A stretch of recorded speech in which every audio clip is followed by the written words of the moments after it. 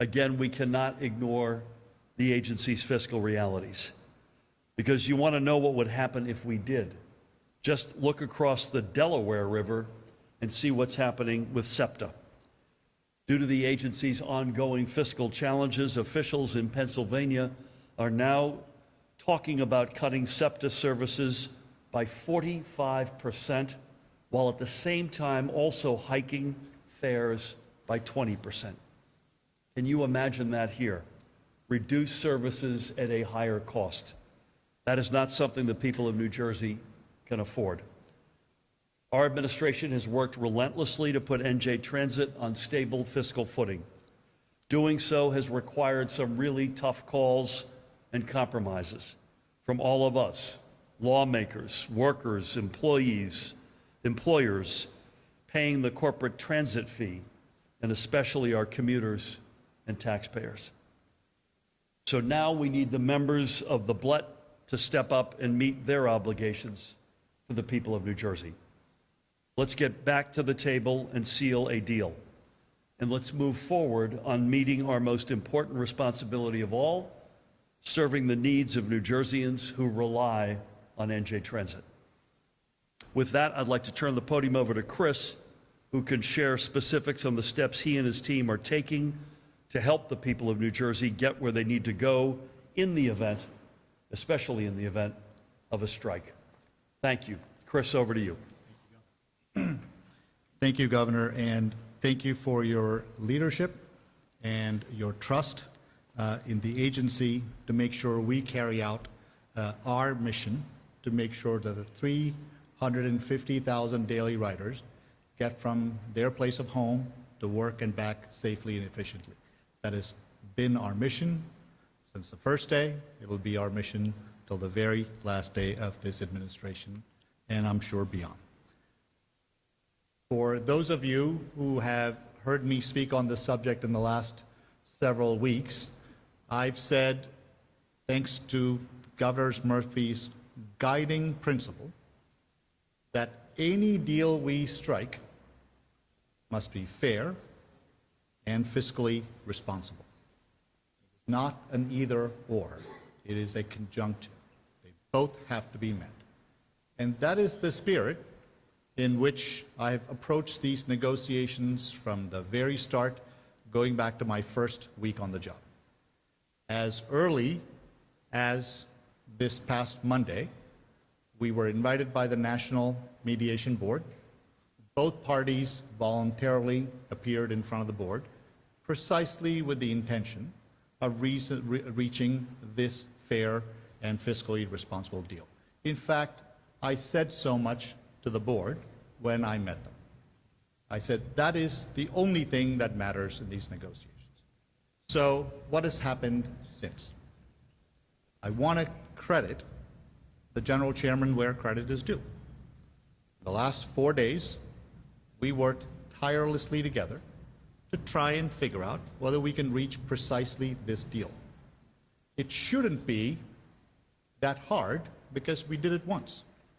And we did it once in just over a few weeks. And that is after this particular union has been fighting with New Jersey Transit for well over 7 years. So we certainly, I thought, did something that was right, which is adhere to what his objectives were and still adhere to what the governor has always stated as recently as his budget address, that he intends to leave this state in a fiscally sound manner so that no other governor, whether it's next year or years from now, will be holding a fiscally irresponsible package that we negotiate. That's the fundamental issue. So in the last several days, we tried to get to this deal. So where did we end up? We started with the proposition that the General Chairman always has said, that I want to make, my members want to make a wage that is comparable to what the other agencies make. I don't quite agree with the notion that somebody who lives in New Jersey and works in New Jersey should be entitled to make a wage that is as if they live and work in New York. But so be it. I took him at face value that that was his objective. So we then worked towards that goal. And in fact, in the last day, and especially a few hours ago, maybe even a few minutes ago, my clock is a little messed up at the moment, thought we actually got pretty close. So the dispute is not about whether we can actually bridge the gap between what he thinks his members are entitled to and what we think they are entitled to. The problem or the challenge that currently exists is the second part of the principle that we just cannot ignore. There is no point in providing a compensation structure to a group of my colleagues which ultimately ends up bankrupting the agency. And you may ask, why is that? They're such a small group of people, how could they possibly bankrupt an agency? And this is how, and I've said this over and over again. Unlike any other transaction, a union negotiation is inherently about if one union gets a better deal than the other, the one that did not get a better deal is automatically entitled to that compensation. It is called a Me Too clause. People can shout from the mountaintops and say, oh no, it does not apply here. And I could tell you, and I'm sure the mayor has seen this in his in our own city, that is just a fact of how these negotiations work. So where did we leave it? I said to them just a few minutes ago, and by the way, I said to them, I'm going to say this to you, so this shouldn't be a surprise to them. I said, I respect the offer they put in front of the table. I respect the negotiation they undertook with me over the last several days. And I respect the fact that we came close to reaching a wage rate that they think they're entitled to. Those are all facts. Where we could not bridge the gap is this Me Too clause.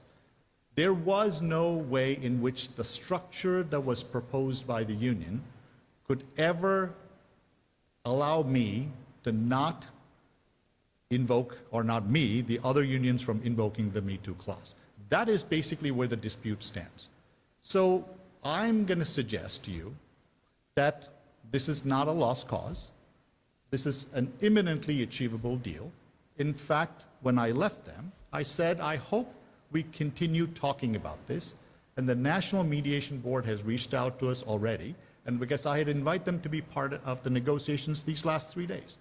They've already said, let's meet on Sunday morning and to see if we can pick up where we left off. And I think that's a good sign because just as the governor has said, no one, especially this governor, wants to see the 350,000 riders live distracted. Neither do I. But we have a contingency plan should the union decide to strike.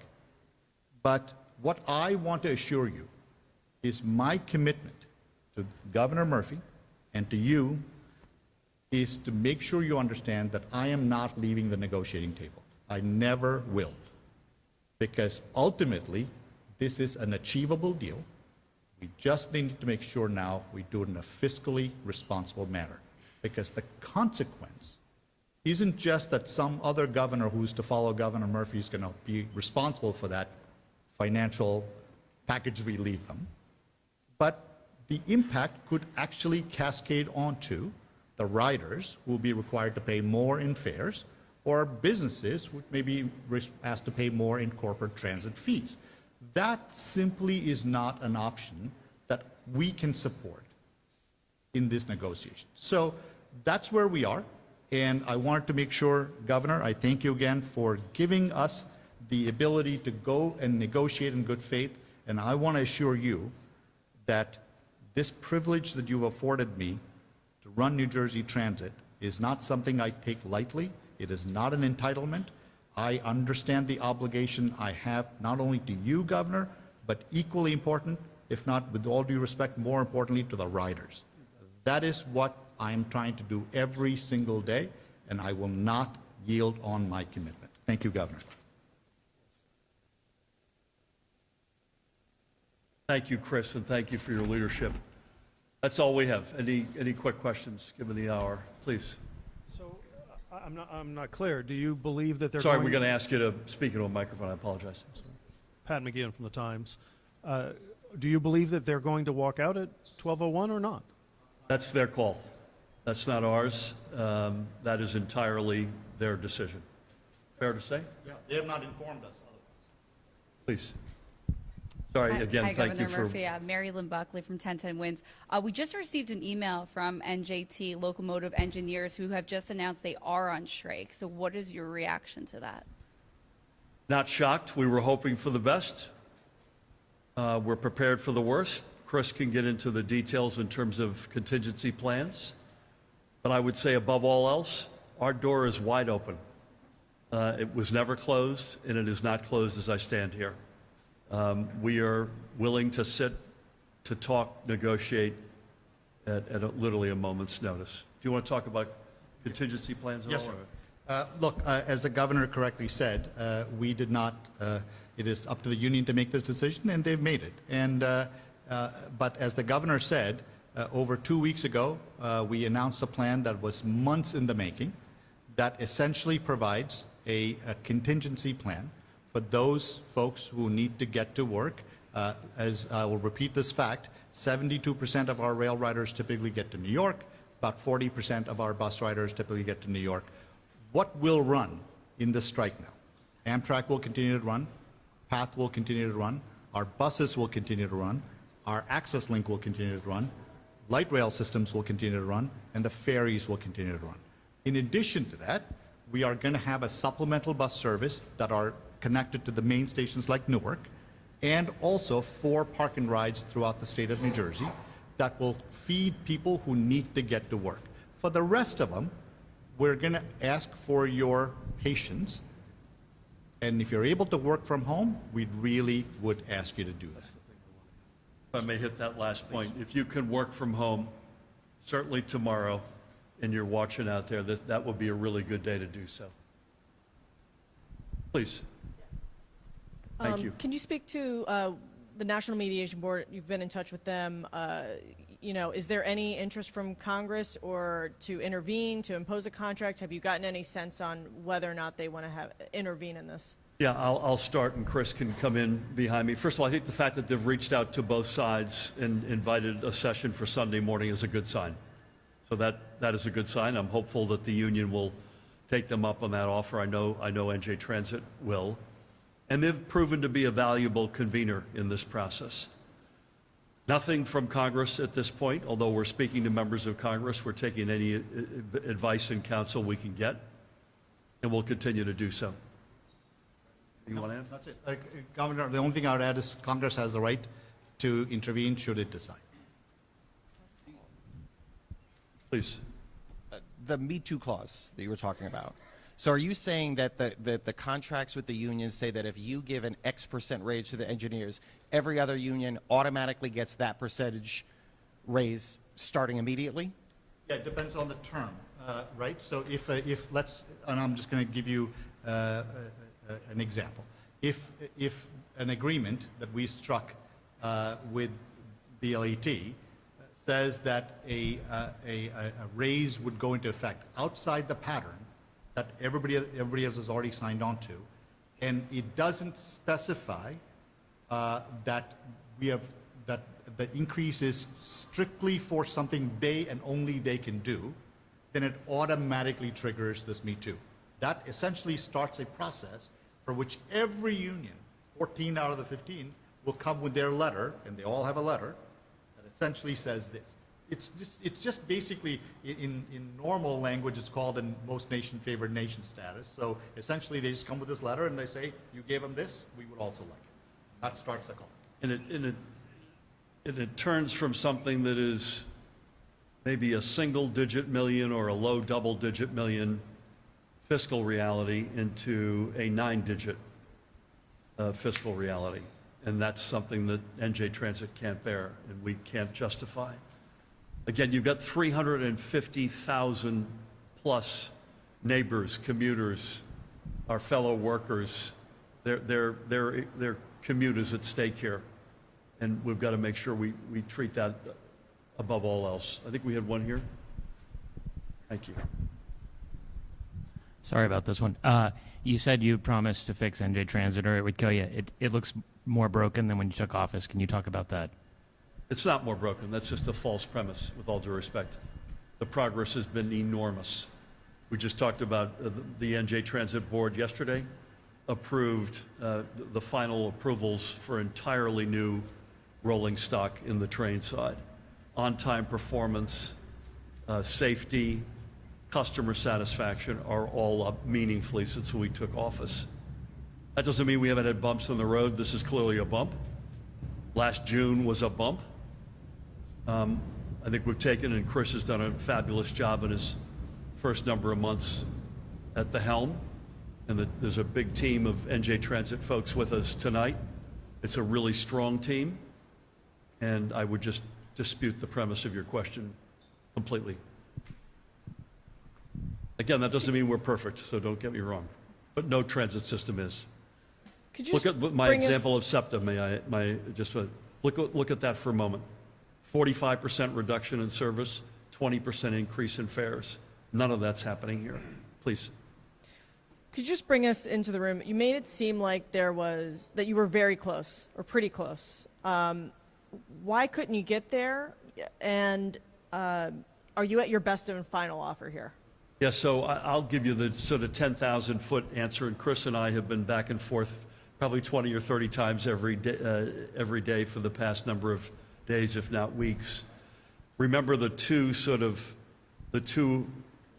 balancing objectives here: a fair deal for the union and a deal that does not blow up our fiscal reality, either at NJ Transit or more broadly at the state. I think Chris said pretty clearly the former is largely, if not entirely, within reach. But the manner in which it was left does not meet the second objective.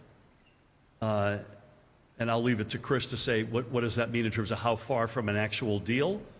But we could not abide by the current state, given that second objective of not blowing the fiscal picture of NJ Transit up. Any color on that? Yes, sir. The only thing I would add to that is negotiations sit on a continuum. They don't sit in a finite time period. So I think it would be correct to characterize this as there's been a pause in the conversations. That's the way I view it, because I certainly expect to pick back up these conversations as soon as possible.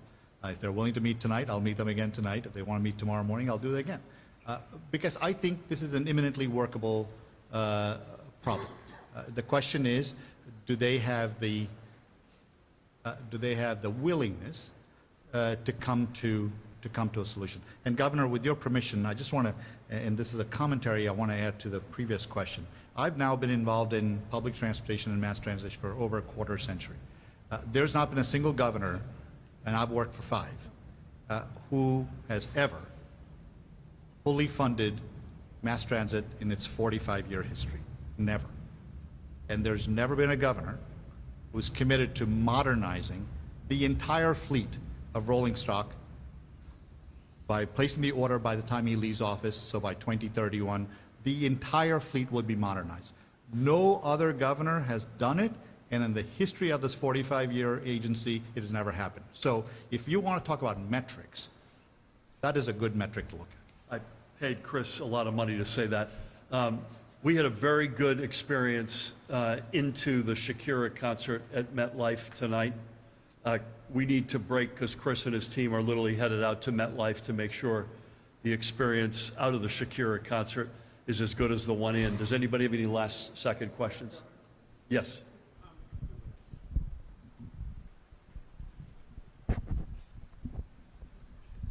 Forgive me. I mean, You may strangle someone here. well, I know. I'm going to to try not to clothesline anybody. I just wanted to just, with absolute clarity, understand what happens now. It sounds like you're still somewhat far, at least somewhat far apart. You don't have a deal.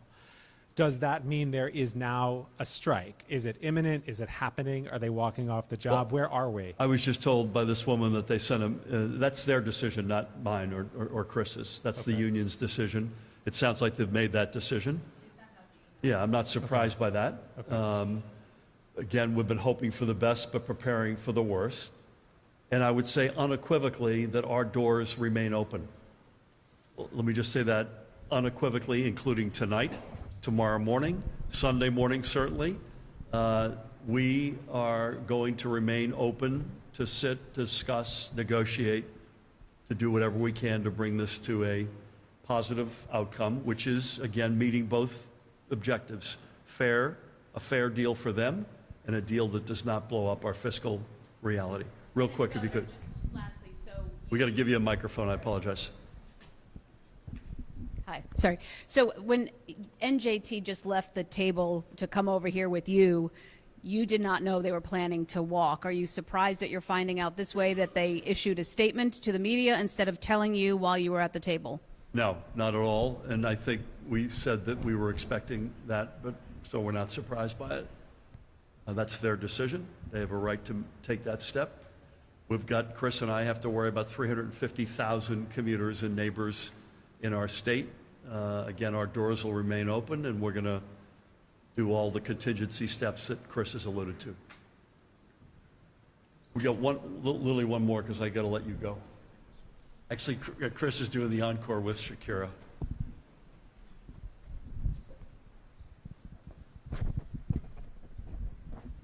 Hi. Does pattern bargaining play a role here?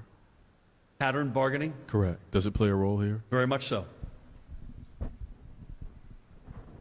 No need to elaborate. Thank you all very much. Thanks for coming out on short notice as well. Deep thanks.